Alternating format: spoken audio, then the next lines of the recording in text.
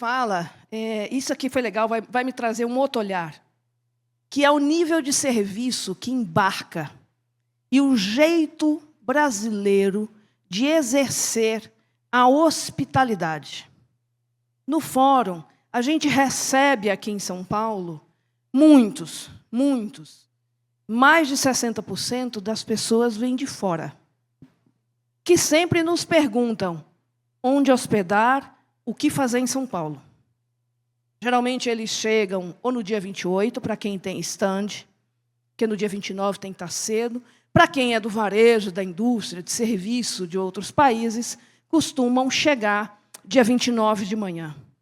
E aí, quando a Ana começou a desenhar esse painel, eu disse que você vai ter que incluir umas coisinhas, que é um olhar de nível de serviço quando eu vou para um resort, ela é uma consumidora, é o business, e um olhar que é quando eu celebro a vida e eu me recolho e retiro para um lugar de experiência. Vamos falar disso, Ana? Sim, Vivi. Para falar desse panorama de transformação digital na hotelaria, eu convido ele que olha, estou falando aqui da trilha sonora, Pedro Carvalho é publicitário, formado pela Universidade Federal do Pernambuco, com MBA em Gestão Empresarial pela Fundação Dom Cabral. Há 11 anos integra o time da Amarante, onde atua como diretor de marketing, liderando as estratégias para os resorts do grupo. Pedro Carvalho, seja bem-vindo. Palmas para ele, pessoal. Bem-vindo, Pedro. Eu falei com ele quando eu fiz a call, falei, menino, olha aqui minha vista. Quando eu abro a janela, eu moro num país chamado Barra Funda. Aí eu disse para ele assim, não me abre a sua vista de onde você está olhando. Ele disse, calma, que eu não estou lá. Eu disse, porque senão eu ia ficar muito triste. Imagina um mar azul de fundo, né? Ana, por favor. A gente convida também ela, que é CMO da Rede Deville, liderando as estratégias de marketing e vendas das 2 unidades de negócio, os hotéis Deville e as franquias internacionais do Marriott Airport Guarulhos e The West em São Paulo. Consolidou a marca Avianca no Brasil e atuou em empresas como Live Nation e Sony Music. Economista pela PUC, com MBA em Marketing pela FGV, convido ao palco a Flávia Zuski, CMO da Rede Deville. Seja bem-vinda, Flávia. A gente, quando olha para o Brasil e a gente pensa esse mercado do luxo, e luxo eu estou atrelando o mínimo detalhe, que vai da luz, do prato, do guardanapo. Para a gente que faz evento, pensar a hospitalidade em grandes espaços é um desafio, porque evento é detalhe. Quando eu olho para o nível de serviço, experiência, cenário, que ele consegue, posicionando o Brasil e a sua rede de hotéis como referência, inclusive para a gente fazer benchmarking, de como que eu coloco magia em espaços grandes. Ele nem sabe que a gente presta atenção nessas coisas, que a gente tem olheiros. Que vai da decoração, da iluminação, da louça, do cheiro da comida, do cheiro da recepção. Aí você fala assim, mas onde é que você vai colocar isso? No credenciamento. Você precisa trazer conceitos de hospitalidade, traduzindo isso no cardápio que eu te sirvo, a ordem do prato que eu te sirvo, para que tenha-se memórias que vá além do conteúdo, mas que grude nesse conteúdo e torne aquele evento memorável. A gente teve experiências visitando os hotéis dele para traduzir isso para o fórum, onde eu recebo 30 mil pessoas e eu tenho que transformar pontos de parada para te ajudar a centrar com a beleza. Ele faz isso com maestria na rede de hotéis onde ele tem. E eu quero convidar, ele é um dos responsáveis por fomentar o turismo de luxo na Serra Gaúcha, é diretor do Casa Hotéis, que é reconhecido no ranking do GPTW como o único representante do setor hoteleiro do Rio Grande do Sul. Senhoras e senhores, é uma honra receber o Rafael Pessim, founder e diretor da rede Casa Hotéis. Palmas para ele.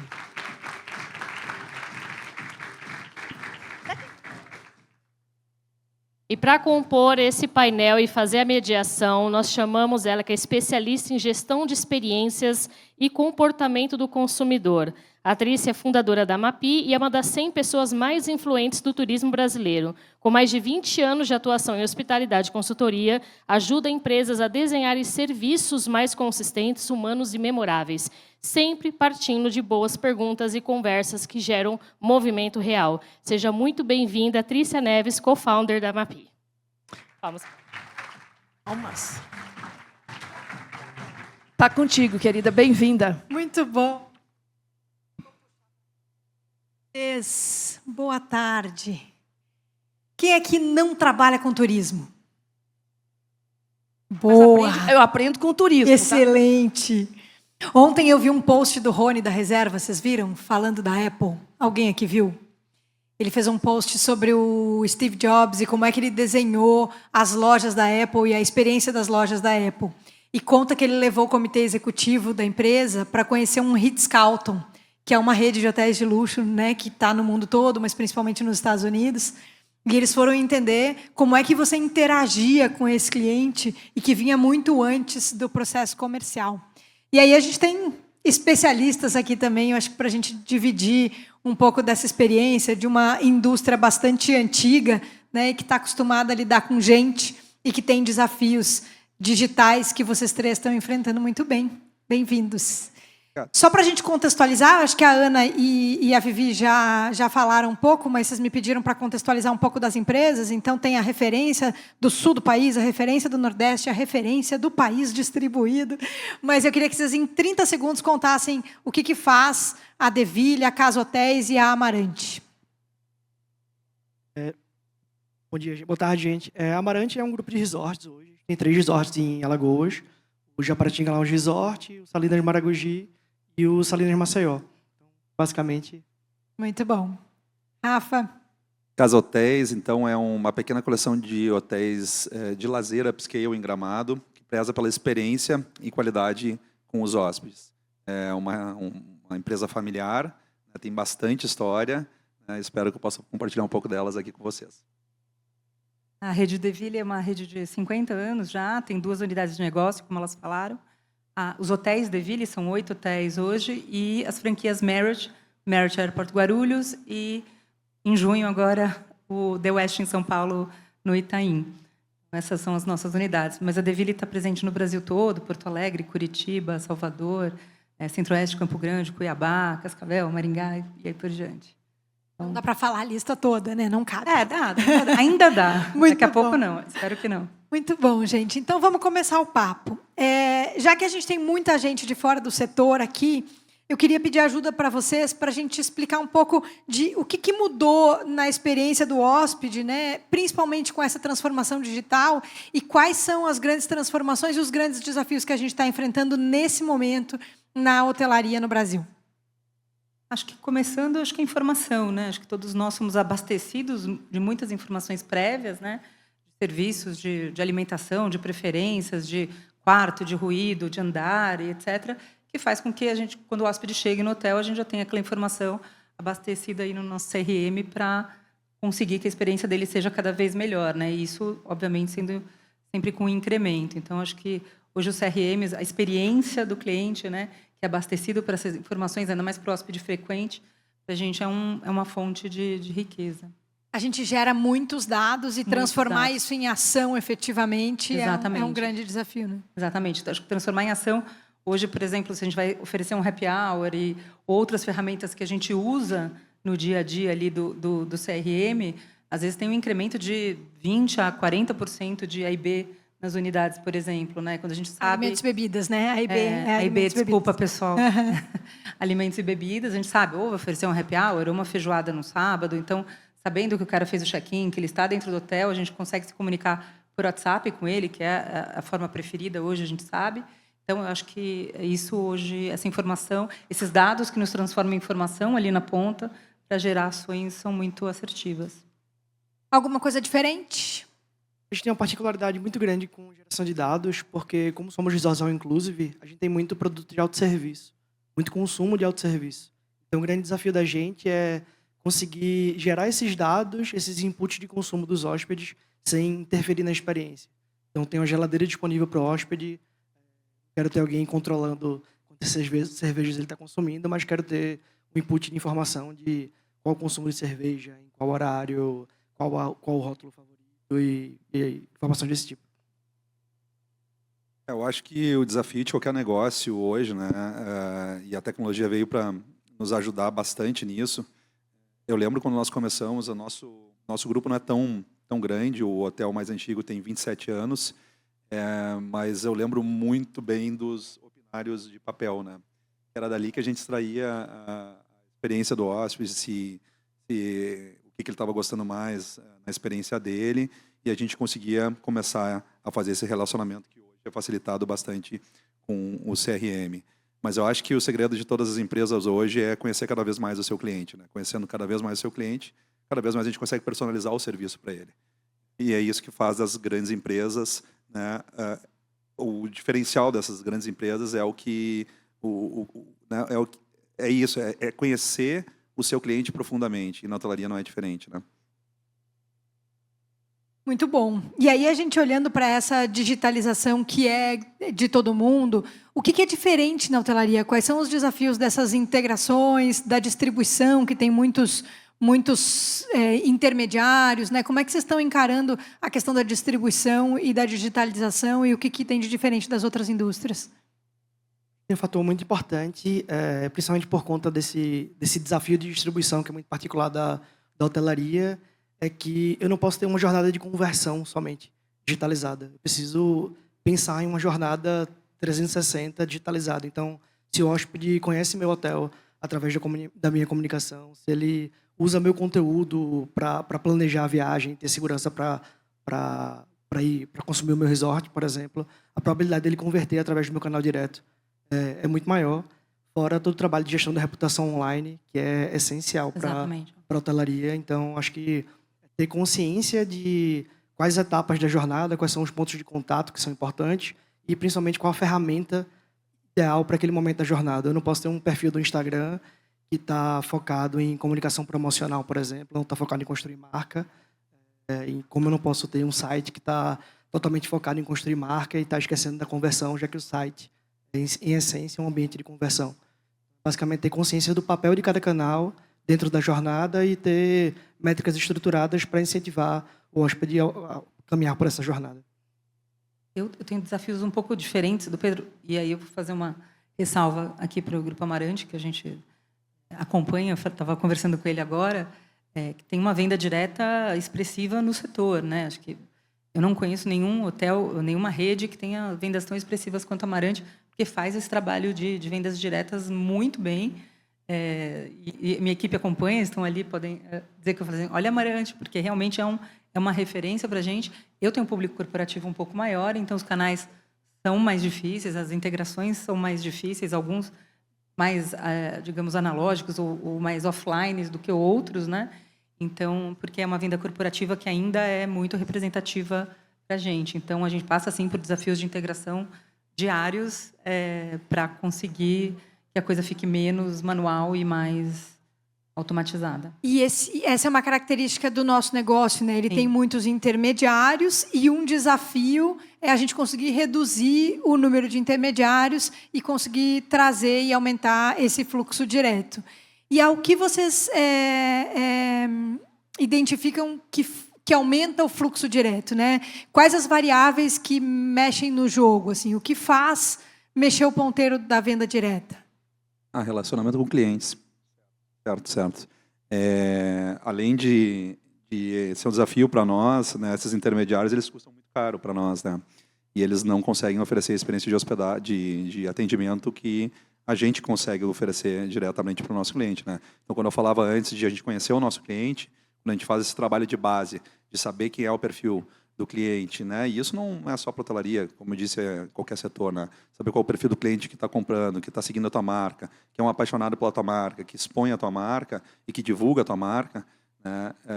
É muito diferente do que colocar ele numa plataforma de venda qualquer, disputando com inúmeras marcas que não tem fit com a tua. Então, aqui é curioso que a gente tem 3 segmentos, é o mesmo business, né? O mesmo negócio, o mesmo segmento, mas são 3 públicos diferentes, eu diria. né? Nós temos um público, como a Flávia disse, voltado muito no corporativo, porque são os hotéis que estão em grandes centros, tem estrutura de eventos muito grandes, que é um pouco desse hotel aqui que a gente está. Temos o Grupo Amarante, que é um resort all inclusive, então é lazer, né, focado em lazer, porém um lazer com uma quantidade bastante grande de pessoas e um público familiar. E lá nos nossos hotéis, que são pequenos hotéis boutique, que prezam na experiência do cliente, né, e que busca sempre estar agregando valor à sua diária. Então, é entender de que forma se comunicar com esse público e fidelizar ele. Porque a partir do momento que tu fideliza ele, a gente consegue dar uma experiência, né, uma jornada para esse cliente muito mais personalizada e, obviamente, muito mais satisfatória para ele, né? Ô, Rafa, então você está dizendo que você dá benefícios para quem te acessa diretamente, é isso? O cliente que faz reserva direto, ele tem benefício? O curioso é que não. Não? O curioso é que não.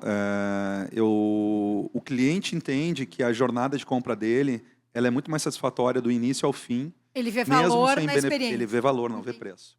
Essa é a grande mágica do negócio. Quando o cliente passa a enxergar valor na tua marca, tu pode botar o preço que tu quiser. Esse é o desafio, eu acho, de qualquer negócio. Fale mais sobre isso. Preço é totalmente diferente de valor, né? Botar preço nas coisas é fácil, é só seguir o que está no mercado, né? Ver o que a tua concorrência está praticando, se tu tem margem para fazer um preço mais baixo e disputar com ela, investir mais em mídia e fazer esse jogo que é que a maioria do mercado, principalmente o mercado do varejo, faz, né? Mas quando uma marca consegue se posicionar de verdade, conquistar uma legião de fãs e clientes que têm desejo pela marca, tu pode fazer o que tu quiser, tu pode cobrar o preço que tu quiser, porque tu é a referência, né? Então é isso que as grandes marcas de luxo fazem. Muito bom. E a gente tem 3 referências no palco. E eu queria fazer uma pergunta para o Pedro. Vocês têm uma peregrinação do país indo a Alagoas para saber o que vocês fazem para ter um índice tão alto de venda direta que passa os 90%. Ao que você atribui esse sucesso? Consistência Consistência de? Consistência de monitoramentos de KPIs que vão avançar em cada etapa da jornada de compra e ter planos de ação consistentes para aquele momento ali. Então, não adianta você construir um plano de ação para sair de 15% de vendas diretas para 60%. A Amarante vem de uma jornada de mais de uma década de transformação digital e a gente foi aprendendo semestre a semestre, ano a ano, e tendo métricas muito claras para cada etapa. Então, eu diria que é consistência. Assim, você não chega a 85%, 88% de mix de vendas diretas, que é o que a gente tem hoje, saindo do 15% para o 80%, para o 88%. A gente tem um trabalho com muita consistência e com métricas muito bem definidas para cada etapa da jornada. Muito bom. Flávia, nesse cenário de cliques por conversão, né, que a gente está o tempo todo olhando para isso, como é que você desenha essa estratégia para construção de marca versus conversão? Como é que você distribui com esse olhar da hotelaria distribuída pelo país também?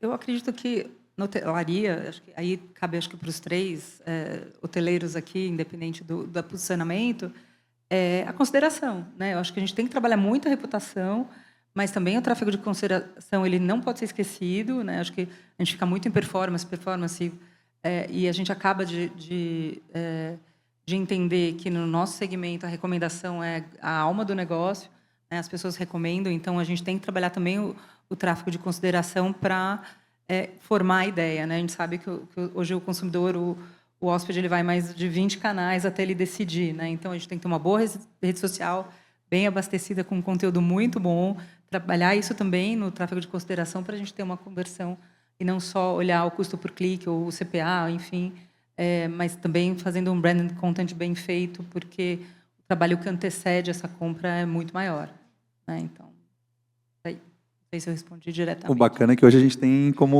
dados, né, precisos, né? Antigamente a gente fazia um anúncio numa revista e a gente ficava no achismo lá, olha, chegou, era um jornalzão, estava a compilar, né?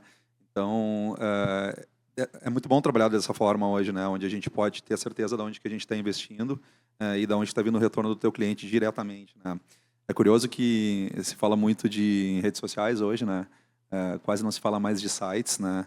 As redes sociais viraram os nossos e-commerces. É fonte de pesquisa, né? Exatamente. Então, acaba que os nossos sites são portais e que precisam ter uma plataforma adequada de compra com a menor fricção possível, né? Fricção no sentido de etapas mais fluídas e rápidas para que o cliente faça a conversão e não desista no meio da jornada, né?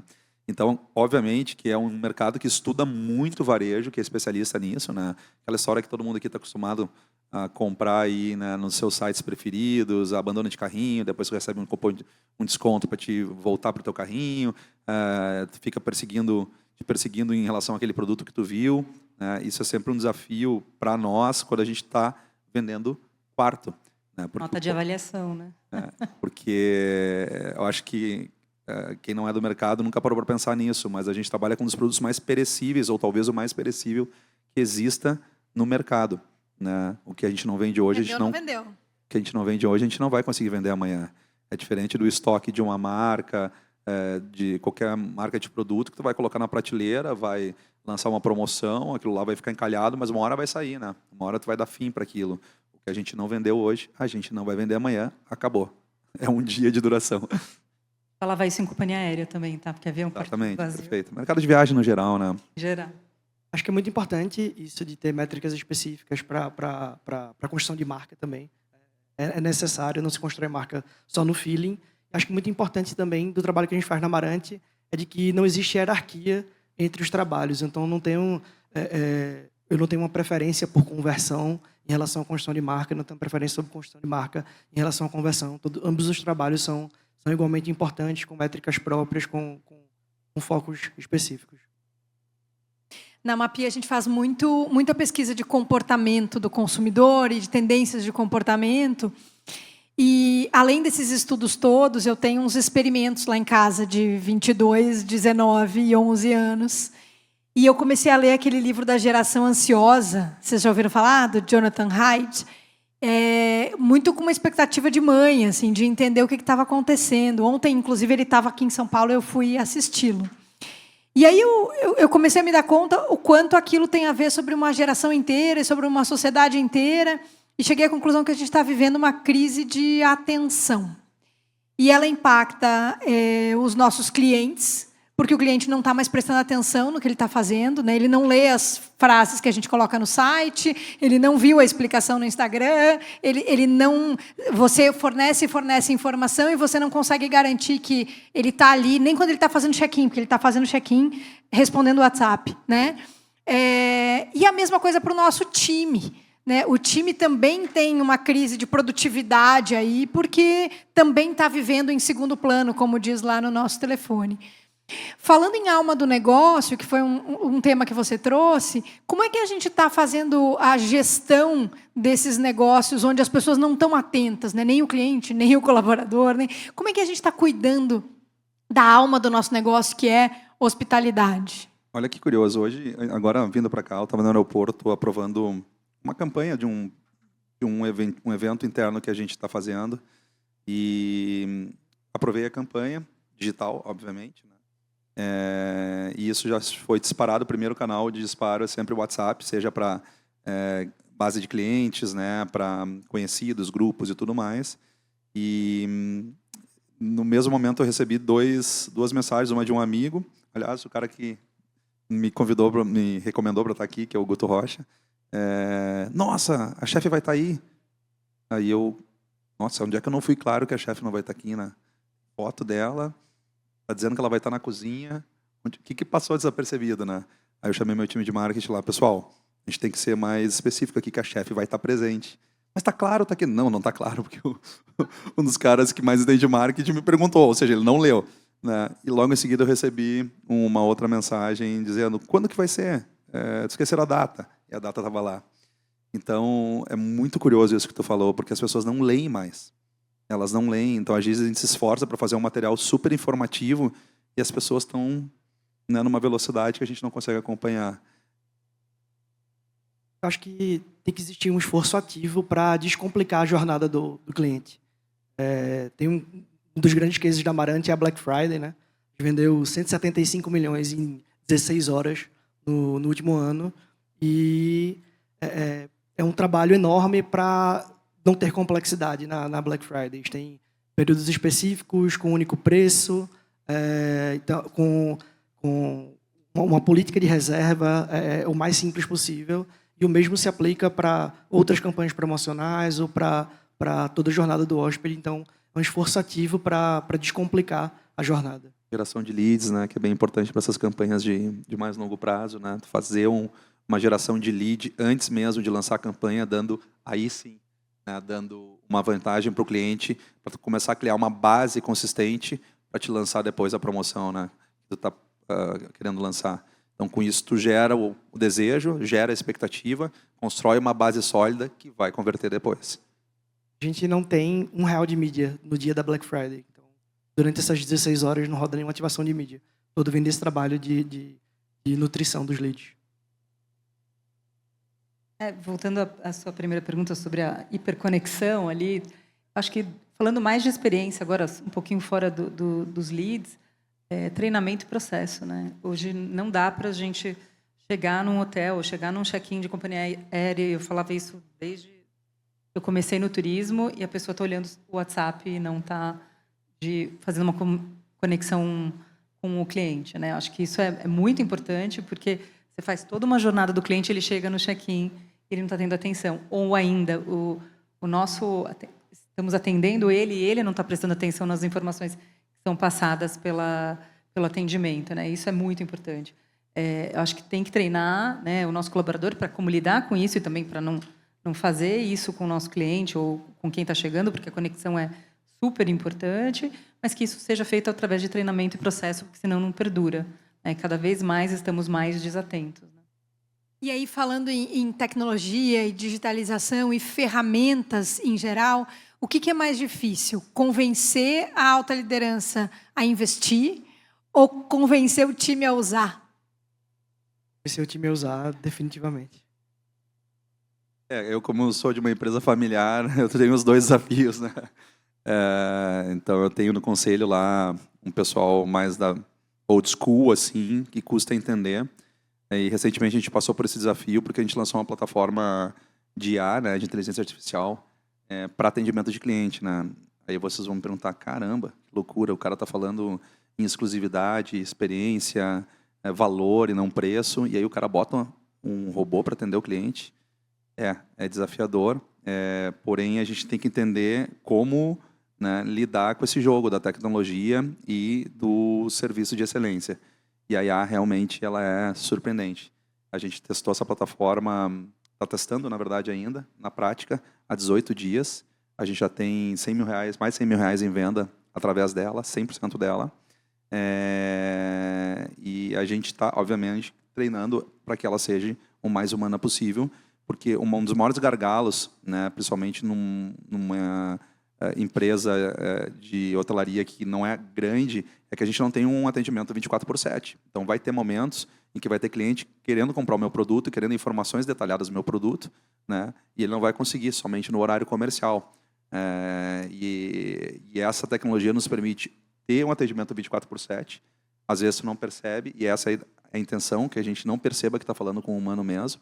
Ela está tendo tanto conhecimento, tanta informação sobre a nossa história, sobre toda a nossa cultura de marca e tudo, que ela está conseguindo entregar algo que eu jamais imaginei que a gente entregaria, né? Então, é curioso, porque quando a gente estava falando isso na reunião, os mais velhos diziam, tá maluco, né? Eu não quero ligar para cá e falar com um robô, mas você não vai perceber que está falando com um robô. Não existe isso, não existe, testa. E aí eu usei como exemplo, se a gente tivesse há 10 anos atrás discutindo se a gente venderia pelo WhatsApp, né? E hoje é o canal que a gente mais vende disparado no hotel, e não só vende, conversa com o cliente. O cliente quer saber tudo por WhatsApp. Então eu disse, tu imaginava há 10 anos atrás, se a gente estivesse tendo essa mesma conversa, que tu compraria um produto por WhatsApp? Aí eu voltei a perguntar para eles, quantos produtos tu já comprou pelo WhatsApp nesse último mês? E ele olhou e disse, vários. Então, te prepara, porque a inteligência artificial veio e vai ficar. A conversa no evento da Focusrite sobre viagens o ano passado, em novembro, era que nós teremos os nossos próprios assistentes pessoais virtuais, né, então generativos, E que a gente vai dar esse desafio antes de dormir, assim, tipo, compra a minha viagem para Espanha e o meu assistente virtual vai conversar com o assistente virtual da sua empresa e eles vão tomar as melhores decisões à noite e de manhã você vai chegar e vai dizer, olha, eu já conversei com o assistente pessoal da Casa Hotéis, com o da Booking, e está aqui o panorama, dá um clique aonde você quiser. Né? Então, veja, a gente começa a terceirizar, inclusive, para a relação entre bots. Não só humano-bot, mas entre bots. E aí sobra para a gente o quê? Cuidar de problema. Né? Hoje de manhã eu gostei muito de ouvir o representante da Localiza aqui dizendo os clientes que mais cancelam a assinatura são aqueles que não tiveram problema ao longo de todo o ano. Por quê? Porque eles não nos deram a oportunidade de se relacionar com a gente não teve como intervir. E a gente atende problema todos os dias. Né? Vocês, a quantidade de hóspedes que passam pelos lobbies.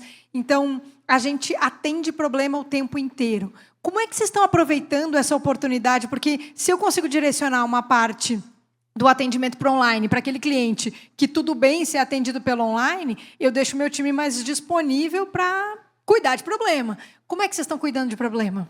Eu volto num assunto que o Pedro comentou, KPI. A gente tem KPIs para resolução de problemas de alta gravidade, gravidade, a gente mensura, mede isso e volta ao treinamento. Né? Como que o colaborador pode lidar com um problema específico, tendo já processos garantidos que ele consiga reverter. Não, óbvio, se a gente contar com bom senso, não é senso comum, né? Então, a gente precisa realmente fazer processo e medir o quanto a gente está conseguindo resolver de problema e quantos estão indicando que voltam ao hotel. Né? Então, eu acho que os KPIs certos a gente consegue monitorar melhor. Tem a pesquisa de NPS também, né, que a maioria das marcas usam. A gente usa bastante, a gente já usa na noite de hospedagem para saber se tem alguma coisa errada com o cliente. Então, a pergunta básica, de 1 a 10, como é que foi a tua primeira noite? Se o cliente respondeu menos do que 8, é problema. Então, aí a gente atua com o humano para tentar reverter que aquele cliente saia insatisfeito ou que ele vá para um site de avaliação falar mal do teu produto. Então, a gente tem uma das nossas políticas, um dos nossos lemas no serviço é que um cliente com uma situação, mesmo que não desejada, bem resolvida, é muitas vezes melhor do que um cliente que não tem nenhuma situação, que é o que aconteceu com o pessoal da Localiza. Tá tudo bem, né? Eu não sei o que aconteceu com ele, não mudou nada na minha vida, cancelar esse negócio. Mas o cliente que se vê em frente a um problema e aquele problema é resolvido e ele sai de lá com uma satisfação muito grande do teu produto, e aí ele se torna um cliente fiel, e aí entra aquela questão de valor, lead, divulgação e tudo mais. Eu acho que tem o fator de usar a tecnologia para empoderar o humano para oferecer o melhor atendimento. Então, a gente tem um trabalho bem robusto de CRM, principalmente pela dimensão da Amarante, é um produto com maior volume de hóspedes, e um atendente que tem todas as informações sobre os produtos que ele vende, tem todas as informações sobre os hóspedes, sobre o histórico de casos, NPS, quem é de fato aquele hóspede, categoria de fidelidade. Então, a gente tem um trabalho muito robusto de garantir uma visão 360 do hóspede e informações consistentes dos produtos, que no nosso caso são muito complexos. Então, imagina monitorar o cardápio de 3 resorts com 10 pontos de consumo aí, em média em cada resort para uma pessoa que está no atendimento. Então, a gente tem que garantir que as informações estão consistentes numa plataforma que tem IA, inclusive, fornecendo a resposta consistente para o atendente e garantir uma visão do hóspede. Então, é a tecnologia empoderando o humano no atendimento, não necessariamente substituindo o humano. Bons dados, né, Pedro? Antes do IA, né? Porque a gente precisa ter bons dados até antes de começar a trabalhar com inteligência artificial para não falar besteira. Né? Você ter IA generativa sem integridade de dados, você está gerando respostas rápidas com muita eficiência, né? E teve alguma coisa que vocês apostaram e que deu errado? E que vocês aprenderam com o projeto? Vamos lá, abre o coração. Vulnerabiliza. Tem 2 exemplos. Implementar a ferramenta errada no momento errado. A gente gastou um caminhão de dinheiro tentando implementar Salesforce em 2014 e o negócio explodiu, não funcionou, porque a gente não tinha maturidade para implementar um CRM. A gente nem precisava, nem tinha maturidade. Então, acho que foi um quê? E hoje a gente roda um projeto de CRM super robusto, gerando muito valor. E outro é de implementar a ferramenta e não voltar para monitorar. Por exemplo, a gente tem um guest service via telefone, tradicional da hotelaria, implementar um guest service via WhatsApp, por exemplo, e as pessoas continuarem ligando o telefone, quando falam WhatsApp não eram atendidas com mais velocidade. Então, implementar uma ferramenta que dá mais acesso ao cliente, sem monitorar se a ferramenta está gerando o valor que deveria gerar, acho que é outro erro e é muito comum, né? Eu acho que a mesma coisa, a gente passou por isso, acho que logo que eu entrei, a gente fez uma série de aquisições de ferramentas novas e acho que a gente passou pelo problema pessoas também, ou as ferramentas ideais, não integradas, ou sem realmente um estudo de projeto aprofundado por especialistas, né? Então, acho que são valores altos, né? Que você investe em plataformas e realmente não tem o resultado esperado. Eu acho que esse é um grande erro que eu vivi assim na minha jornada de hoteleira, entendendo que são momentos diferentes de que eu estava na aviação para que eu estou na hotelaria. Acho que a maturidade de uma e de outra é diferente ainda para canais. E eu vi realmente que a gente precisava recomeçar e a gente recomeçou. Ainda bem deu certo, né? Já quadruplicamos aí a venda direta. Então tá indo num caminho bom, mas sofremos. Geralmente acontece quando você está mais apaixonado pela solução do que pela resolução do problema. Exatamente. Né?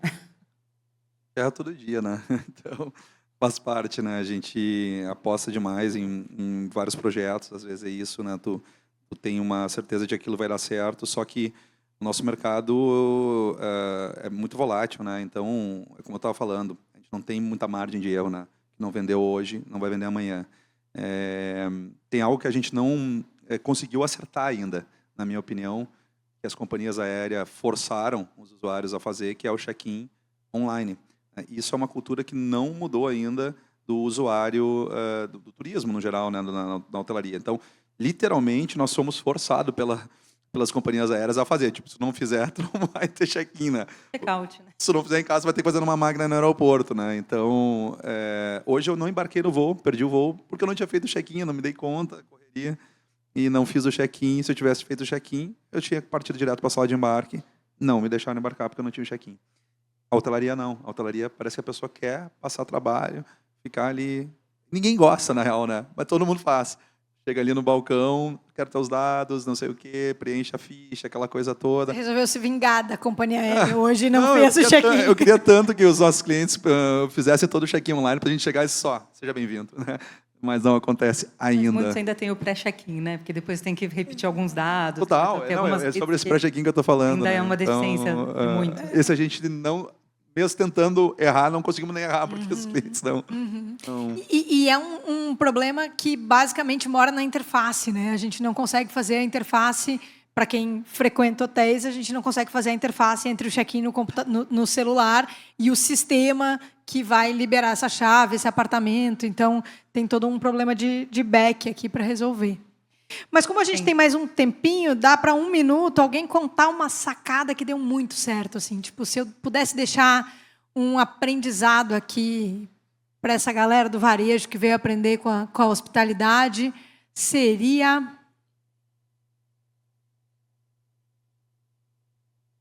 Olha, inovação.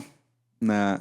Eu vou falar de uma sacada que deu muito certo quando... obviamente dentro do nosso segmento, para vocês levarem como inspiração, eu diria, para o negócio de vocês.